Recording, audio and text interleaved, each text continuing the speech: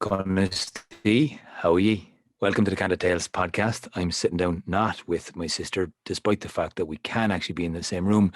Life got busy, and suddenly we have to do this in the office and in my room because Yeah. life's hard to navigate when Also, my things come light out of broke. lockdown. Also, your light broke. I'm Um, very, I'm very spooky stories by the campfire lighting. That's yeah, kind of my it vibe was. for this evening. We could have played that as like we meant that.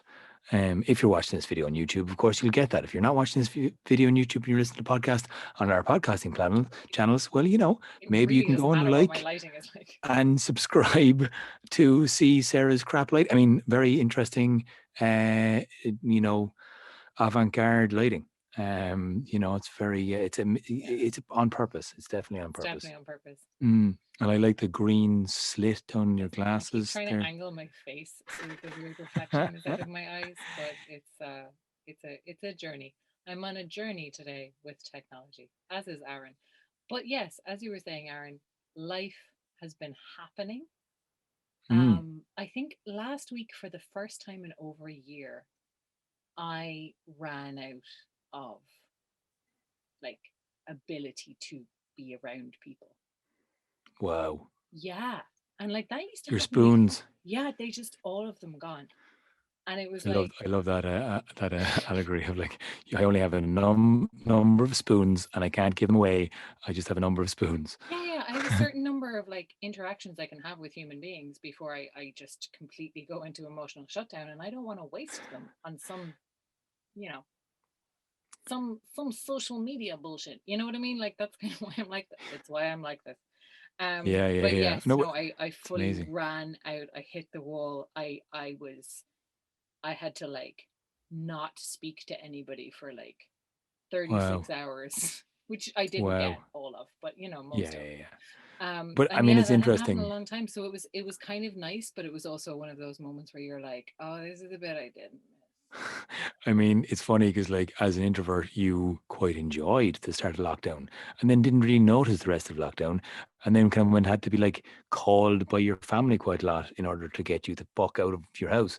Yeah, I remember that. Remember that. I remember you abducted me for road trips a couple of times where you were like, I'm getting worried about you, and I was just like, I'm vibing. Yeah, yeah, I'm yeah. having my Bluetooth discos in the back garden with my headphones on. It was great. It was so great. Yeah. I Like, was to be fair, worried about you. it was great. It was okay for a while. I felt like lockdown was a lot easier on me than it was on you. Yeah. Um, I and mean, I did an awful lot of socializing through the screen, hmm. certainly in the first lockdown. Well, Um, we've definitely learned a few things, and this is a way of actually taking the learning of not like, having to drive into town to do this and having to stay in traffic and use fuel and energy, more energy than yeah, needed to hang on. We can just do this over the internet. We can actually arrange a call because after lockdown, everything's getting busy. The arts are getting a kind of in Ireland anyway, have gotten a big funding injection, and a lot of crews, a lot of productions are being happening, and a lot of artists are trying to just do their own shows, stories, theater, dance, circus, TV, film are all going into overdrive. mm, And it's great that people are like, it's in a safe way. It's a lot of No, what's the PPP, PPP? personal protective PPP. That's it. PPE, I think it is personal PPE. protective I knew. equipment. Yeah, yeah. That's it. A lot of Something protocols, P. A lot of P's in something there. with P's in it. There have been lots of P's this lockdown. Oh, that's a good word. Uh, but like because the safety and everything, everyone kind of had to have a year to prep for this. Not 7 years like breast in the next story, but that we're getting ahead of ourselves. Because we're talking about the first battle of Moy Tura in this podcast. If We you hadn't are. tuned in, If you hadn't copped it. copped it so far, and we kind of put out the writing of podcast because we thought that would be kind of interesting, and let us know what you thought of that and if you liked it. I hope it was interesting, but then we also were kind of like, Well, I what you mean, say? there's a lot to talk So about this, and kind of, I guess, there's a very strong resonance with what's going on has gone on in a number of different places. Stories repeat themselves, history repeats themselves. It's kind of amazing to see similarities in this story to some current events that we'll mention a little bit later, which Hmm. is both tragic and hugely frustrating. And well, I guess as kind of inherited trauma, kind of generations of Irish colonialism, with certain feelings about colonialism. There are some big feelings about colonialism. There are some big. Yeah, I always find it really interesting when that anger comes up, because I feel like I have a very similar there's certain kinds of anger where when they come up they're so strong that you realize that they're not just yours. Oh, Like, I had a and lot of that. Yeah. I get it a lot with kind of, we talk a lot about kind of feminism and gender Hmm. politics, I think, in this podcast. So I get it a lot with that stuff. And I get Sure. it a lot with some Irish history stuff as well, Hmm. where like the grief or the pain or the anger that comes up, you're like, that's not, that's kind of not personal. Yeah. This is something that is resonating with something that somebody in my history could not express. And I think when sometimes the same thing happens with world events that are happening now, when you see it playing out, that the emotion becomes incredibly strong, which is both, like with all really strong energies, is both a huge opportunity and a huge danger. Like we talked, I think that conversation we had with Melanie from her story about anger is often one that I think about, like the transformative power of anger, but also we know the destructive power of anger, and we know the Yeah. destructive power of anger in this country, and we know how incredibly poisonous it can be. Hmm. So anyway, listen, let's, before we start talking about resonances and get too far Yeah. into it. Well, I mean, this story in itself, I guess, had so many talking points.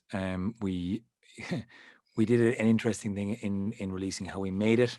And like Sorka said, we're curious to hear about how you thought about it. Rory O'Shea, in fairness to him, did an amazing job of masking something in the adding atmos, and believe it or not. Yeah, he had to deal with an awful lot of rain sounds in the background, and it just became a super like he just went over and above, kind of trying to match the audio sound from your shop as that was pouring rain, And like and but it it actually does, made the story. It it made it made it so cool. it was one of Um, those, it was just one of those moments that happens when you're in a creative process so often, where you're like, the thing that is wrong with this becomes the thing that is best about this. And Bizarre, right? it was really cool. And we got some um great feedback about it, about that episode. I love that episode. I love this whole series of stories, but I think there's a couple of climaxes in it, and obviously they're the big battles. And this one is just it's intense, it's furious, but it has these two opposing parties, two opposing groups and tribes, and it's pretty basic. They both share a story of belonging to an ancestral home ground, and one of them has a fairly rich trauma from being enslaved and having a fairly horrible life in in their previous country, and then they can't see past that and can't find a resolution, and it mhm. goes down to violence. And it's so often the case. This is like, oh my God, this is just how It's people react. This is how so people, people this is, react. if you point out someone's kind of traumatic blind spot to them, or they're like the thing that they do, they'll get angry. I'm not defensive. You're defensive, you know.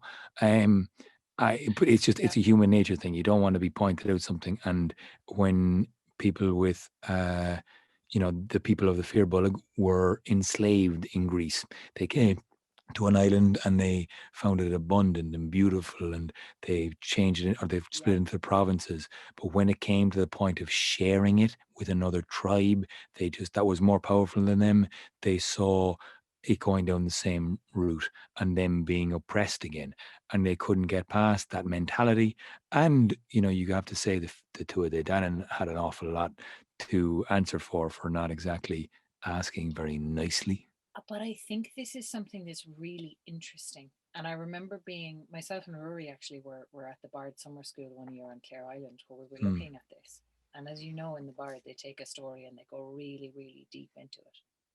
And it was really the first time in some of the kind of exercises that we did there, I saw so clearly the inability of the non traumatized to engage with the pain of the traumatized. Wow. Like the Tuatha Danann had gone and nothing bad happened.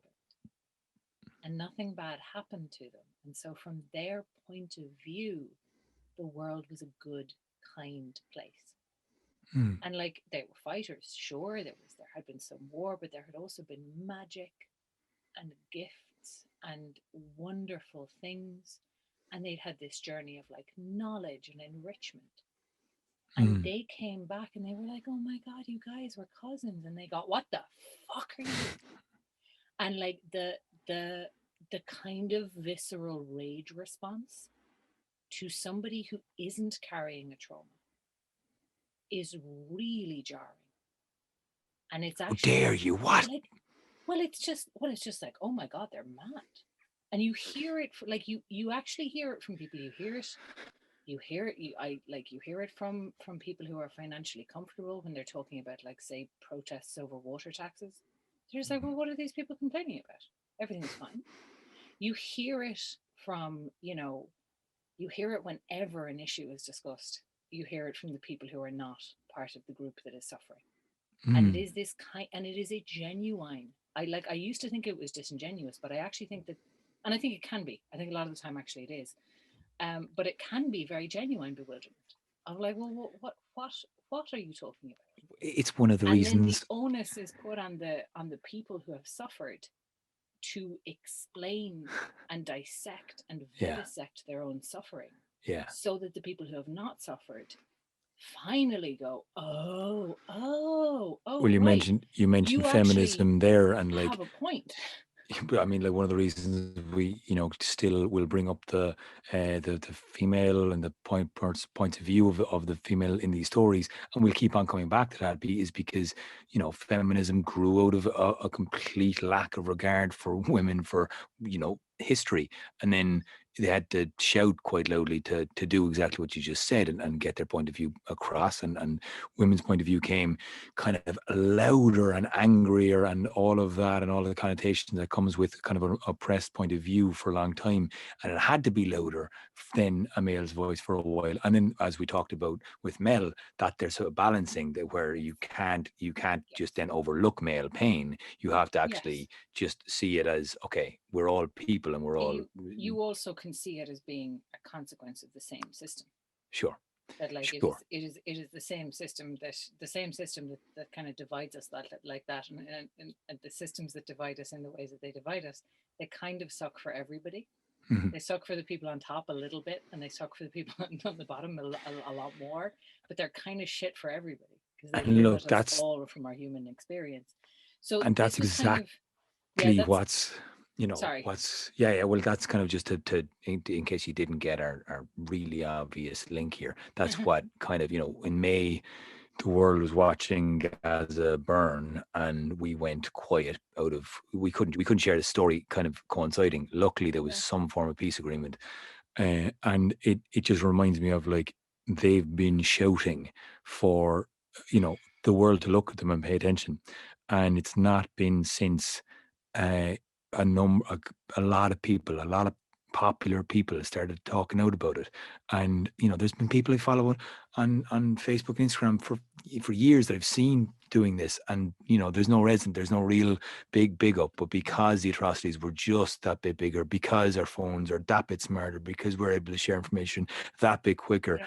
and because it's just been going on for so long, and this was so atrocious, that finally there was a point where everybody kind of needed to shout. And suddenly the reverberations of colonial occupation, which, the two of them, and kind of showing this story of, oh, They this is the are thing. I'm absolutely the gonna colonizers in this story, and I think it's a really interesting role. Like, there's this resonance with, there absolutely is this resonance. Like, we went quiet for the second time that we've gone quiet, because we also went quiet over the Black Lives Matter protests during sure. the summer. last year, because there are times we've both just, the two of us have just been like, we're not putting anything out this week. We shut the fuck up. I'm sure there will And be times again. there will be time again, and we tend to not get political on the podcast because in live performances we tend to have a conversation with an audience and might mention things that are going on about homelessness or gay rights or the abortion stuff, and that kind of stuff was happening in Ireland when Oh yeah. when we were I'm talking to live I'm cheeky shows. as fuck in person. I just don't trust the internet with my opinions. Yeah, and that's why we talked about, well, being aloof or whatever, and I guess I've just gotten to a point in my own emotionality that I can see the correlation between the IRA and Hamas. I can see, I know they're Mm, both terrorist organizations. I don't agree with anything of what they do, but I understand that occupation and subjugation creates some volatile responses. yeah. I don't blame the people who are getting squashed in that circumstance, because I kind of know that if I was in that circumstance, I would probably, do something very irrational and very, I could do. I can emotionally Yeah, you can comprehend that at emotionally go least. there. And You know, it's but that I think is the kind of, that is the point, and that is one of the things that and that's one of the reasons why, for a long time in Ireland there has been, and I think we do need to be a little bit careful with it, because there has been a kind of an attempted sort of, well, there has been a great feeling of solidarity for Irish yes, people to Palestinian people, because we understand what it is like to be occupied by people who say your country is not a country, your yeah, country is a part of our country, yeah, and you do not actually exist outside of us, because that yeah, happened to us for hundreds of years. yeah. Um, And you still can't find Palestine on Google Maps, yeah, yeah, thankfully. yeah, absolutely. And like if Google Maps had existed in 1916, you wouldn't have been able to find Ireland. It would have been the fucking, it would have been part of the United Kingdom. Sure. So like it's a the idea that there is not a legal state does not actually matter to Irish people, because we understand, I think, historically what it is like to be an illegal people from an illegal state. Yeah. And Because I and mean, having to reclaim, and sorry. having to, because like if you think about the Irish mythology stuff, if you think about, like, we Banba Fola and Eru, who we're going to get to in this podcast, Hmm. people wrote songs about Ireland and they called Ireland Banba and Fola, Hmm. so that, because it was illegal to sing songs about Ireland, and so they gave it the names of the goddesses in mythology, and Hmm. like, this whole thing about, like, this is not officially a real place, that does not matter to people. And the other side of this is I think, like, the thing that doesn't map, because it doesn't map, because it's not a perfect analogy. There's no such thing as a perfect analogy unless you're looking at, I think, a very shallow work. um, is that there is huge trauma on both sides, because Absolutely. there is absolutely huge transgenerational trauma carried from the Holocaust.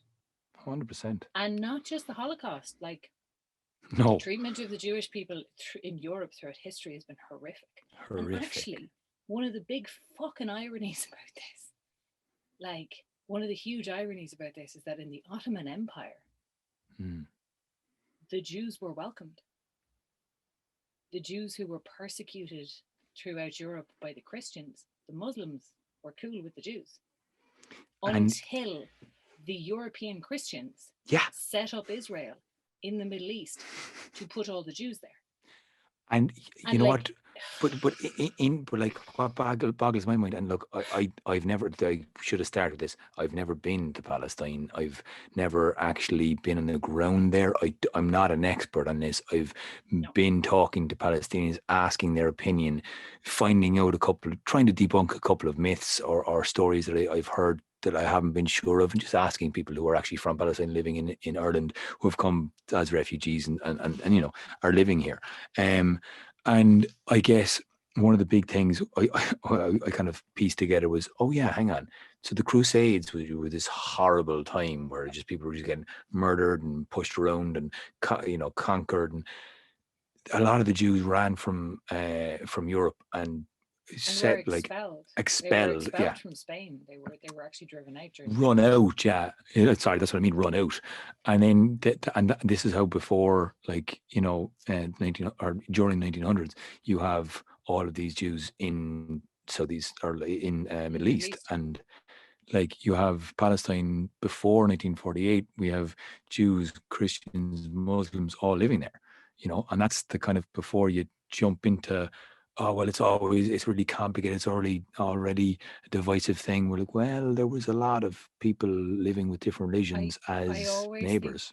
like the religion, the sectarian violence thing is always incredibly um it's always incredibly fascinating to me because we know that people can and do live peacefully side by side with different religions and different tribal affiliations. But it seems that those become the fault lines along which communities shatter when a Hmm. certain kind of pressure is put on them. Because you see it happen again and again. You see it happen in Rwanda. You see it happen fucking all over the world. You saw it happen in the Balkans. Like Mhm. when pressure is put, that's where the fracture line goes, and that's when people turn into the tribalism again and get into like, well, this is a difference between you and I. This is the line that we're going to draw, and it can be religion, and it can be tribal, and it can be ethnic, and it can be whatever the fuck it is. This is where the kind of this is what I mean by anger being dangerous, because I Well, think that's where totally. anger leads us, and that is where that is where your IRAs and your Hamases kind of get their energy from, because that is the anger is the fuel for that. Anger is the And fuel one for of that violence. and speaking of anger, and like this is again to bring it away from Well, a country I've never been. can I say one thing before we bring it away? I know you meant geographically, but like the thing about the the reason that I disagree with the reason that I think the anger thing is really dangerous Yeah, is not just because violence is bad, because we all know violence is bad. It's because if we go into the anger, we perpetuate the trauma, yeah, right? If I go into the anger, if I go into the Republican anger, I set off a bomb in Manchester. I traumatize some people there. They yeah. then hate me and mine, and then they Sure, retaliate, sure. and on and on and on, and that actually doesn't stop. No, That is and like but we know everybody this is a knows. cycle of violence. Everybody fucking knows that. So like it is the worst thing that we can do with our anger is to go into that kind of hatred and violence. And I think even, I would include in violence, violent speech, because that is a precursor. That is just a way that you dehumanize people to yourself while you're working yourself and others up to physical violence. Yeah, yeah. It's really, I just want to be real, because we are talking on the internet about Hmm. politics, and I just, like I Oh, said, and I'm, I just want to be really fucking careful that people well, understand. Well, I yeah, mean, not the, every, some people are not going to like, understand, and that's fine. But like, I fuck them. just, I want to be as clear as I possibly Sorry. can. Well, I Is what mean, I'm saying here. yeah, and I also want to be as clear as I possibly can. And where my anger roots, and it's that transgenerational thing, and it has to be, and like I don't understand this fully, I don't quite comprehend it. But when I hear that the British Black and Tans had a career in Ireland and in Palestine, that people were sent from doing atrocious things in Ireland. Now, a lot of them were Irish people, don't get me wrong. A lot of the Black and Tans were fucking from Cork, where I'm from. I don't fucking, I'm not happy about that, but they were paid. There was it's all grey. This is the point, right? It's all fucking, Well, there's no black and white. There's no good and bad. these tribal lines don't actually serve us because they don't reflect reality. But when I hear the colonizers and the people who robbed my country of our language, of our culture, who enforced a servitude that caused almost an extinction and an attempt of a genocide in this country with the famine. And if you don't know that the Irish famine was an attempted genocide by the British, I suggest you listen to the Irish History podcast, and he'll explain that very, very well. And if you disagree with me after hearing that podcast, come back to me again, and We can talk it's about grand. it. we can probably not talk about it. It's fine. I Or don't just really agree to mind. disagree. Disagree. Yeah. And when I hear that the British colonial power that fucked up this country and still has it separated and segregated and really divisively awful in the north to a point. It's much better now than it was, but it's not that much better because of Brexit happened. Their hand in this is so massive, and there's no real acknowledgement, there's no real acceptance that the British had a hand in this situation, because it's Israel against the Palestinians. And it's as simple as going back to the story that we're actually talking about in this podcast of saying, oh, well, the two of the Dannon and the Firbolg, well, like, there's just, there's no one really to blame. It's they're the descendants of Nuada, and it's so long ago that it doesn't really matter. And it all falls into a story. And the British were, they owned the world once upon a time, and that was the story. And there's no real consequences to those actions. They're fucking is, and they're very visceral, and they're very traumatizing currently right now. Because this is And the thing with trauma, is that trauma doesn't go away until somebody deals with it. And the in way fairness, that most people try to deal with it is actually is by going into violence, which just perpetuates it, because then you are basically, you're effectively giving your trauma to somebody else if you do that. and And that's then where they have to deal with it or pass it on. And that's why it keeps getting passed around. and this is why I We wanted are to bring this playing topic a up. worldwide game of pass the trauma But parcel. speaking of worldwide, right? So we basically have, we're a tiny island, Ireland. We're a We're tiny so little island. We're like a pimple on the nose of Europe, right? And like, we're just sitting there, I and think no we're a one flake really. of dandruff because we're not quite attached. Exactly. Yeah. That makes more sense. Fuck's sake. So we're just hovering up there, and we're just this little green island. And because, of what's wrong with Green Island? Sorry, it was just in the context of skin flakes and pimples. I was like, green. Oh dear God. Yeah. Okay. I'm still in the analogy. Okay, I'm sorry. Okay. So we're this. Like, okay. Yeah. Anyway, So this little green island. on a world stage, we have a very loud voice, and I kind of think we need to acknowledge it, and that's where I'm like, okay, there's a few thousand people listening to this podcast, and that's cool. For some reason, they like hearing our stories. Great, that's lovely.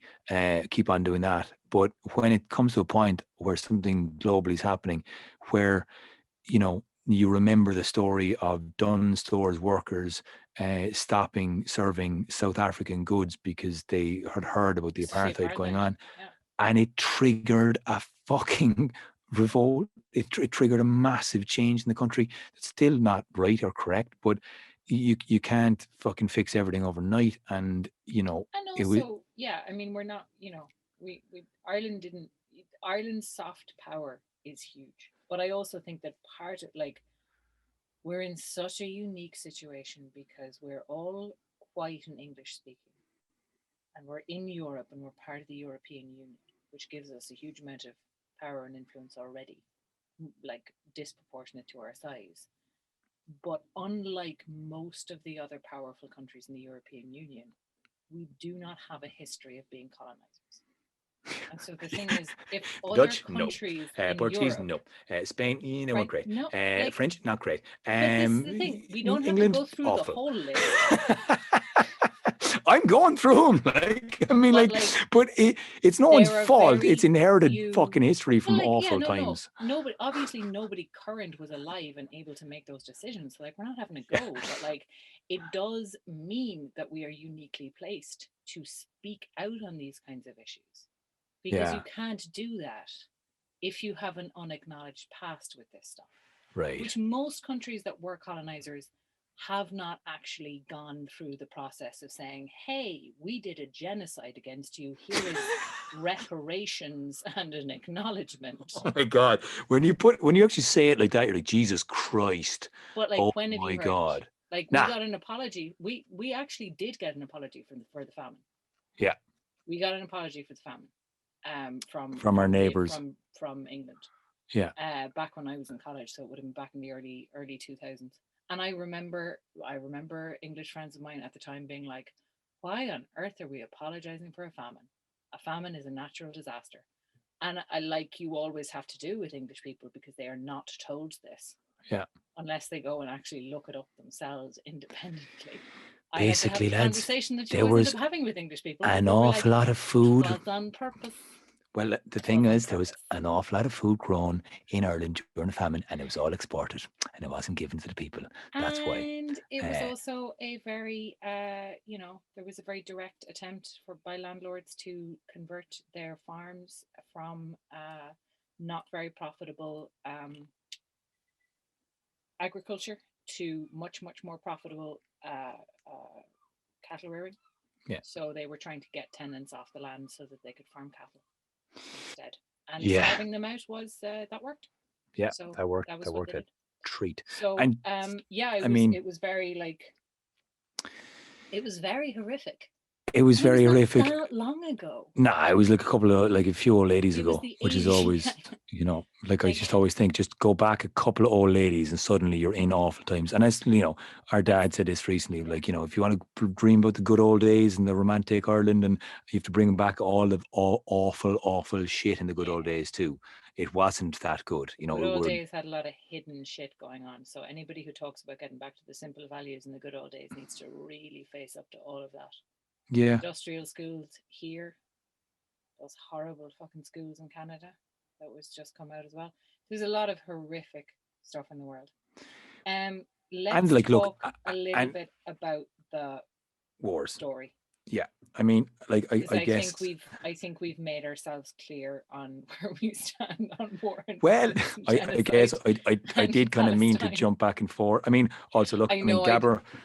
I do want to just say, if you want to have a very unique perspective, Russell Brand's Under the Skin is excellent. He interviews somebody from the Israeli side of things, and then he interviews Gabor Mate, who's also Jewish, who's been in Palestine and been in Gaza and just cried for 2 weeks because he couldn't believe what was happening there. So it's an occupied country that is still going on. I'm going to post a link at the end of this. I'll also post a link to anyone who's interested in a GoFundMe page by a professor I've met who's giving direct aid to families who are, there's 50,000 families in Gaza Strip searching for refuge at the moment in a population of 2.2 million, which is the most densely populated. 42% of the population of Gaza is under 18. Oh my God, like it's the most densely populated place in the world. Like it's mind boggling.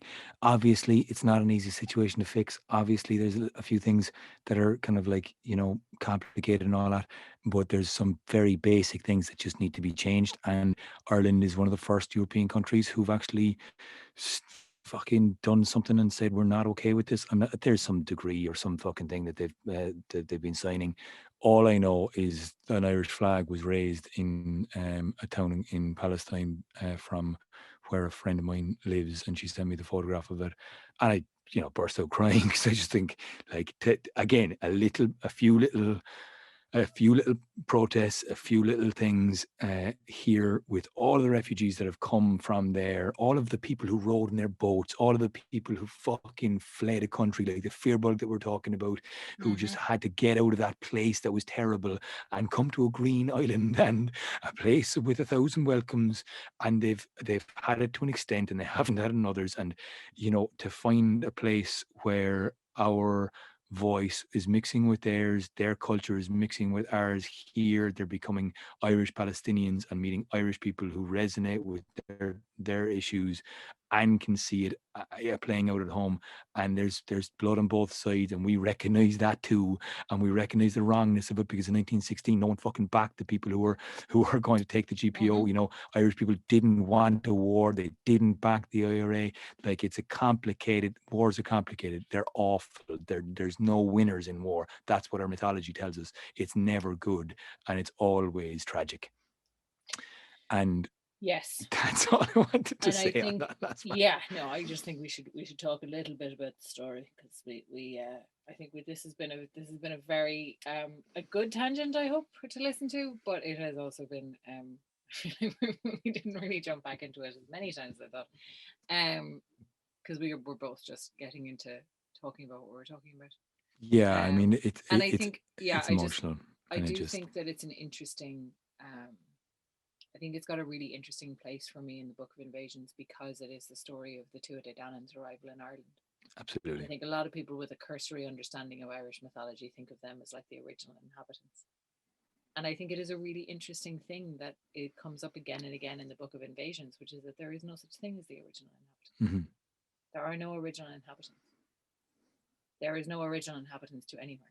Original Yeah, inhabitant is not a thing that happens in Ireland. There is one place in the world where there are original human inhabitants, and everywhere else people came there for somewhere else. You know, yeah, we are not, um, everywhere that human beings go, it becomes the place that they are from, and we can leave deep roots in there. But I think it just and has to look, be something that isn't that it doesn't become that fault line, that it doesn't become that fracture point where yeah, we can break and turn on each other, that it gives and us a mandate to break and turn on each other. Because this is one of the things about our island today is that, when I was growing up, there were so few people of any nationality other than Ireland here because we had been such a poor country for so long, and we were not, it was not an attractive place for people to emigrate to. And that has been changing throughout my lifetime. And I really have been quite proud of Irish people sometimes, and at other times, absolutely fucking horrified by hmm, us, and incredibly disappointed by some of the ways that we've failed to live up to our welcoming when people yeah, don't come with a wad of cash in their hand. yeah, And it's I just think that this is a that's one of the reasons that I think the Book of Invasions is such an important cycle of mythology, it is. because I think it just shines a light on the lie that is nationalism.